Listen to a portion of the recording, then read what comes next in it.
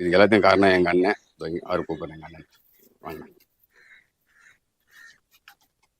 வணக்கம், என் பேர் மகேஷ். நான் வந்து 2006லேருந்து ரேஸ் பண்ணுகிறேன். 2006லேருந்து கிளப்பில் புறா நிறைய விட்டு ஷார்ட் டிஸ்டன்ஸ் நிறைய வின் பண்ணிக்கிறேன் புறாங்களை. எனக்கு வந்து லாங் டிஸ்டன்ஸ் வின் பண்ணணுன்னு எனக்கு ரொம்ப நாள் ஆசை. அது வந்து நம்ம மாத்தூர் பாபு இருக்கிற அவர் வந்து ஒரு 3 வருஷமாக எனக்கு வந்து புறா எனக்கு செட் பண்ணி எனக்கு புறா வேணும் ரொம்ப நாள் ஆசையாக ஏம் பண்ணார். ஷார்ட் டிஸ்டன்ஸ் நிறைய வின் பண்ணியாச்சு.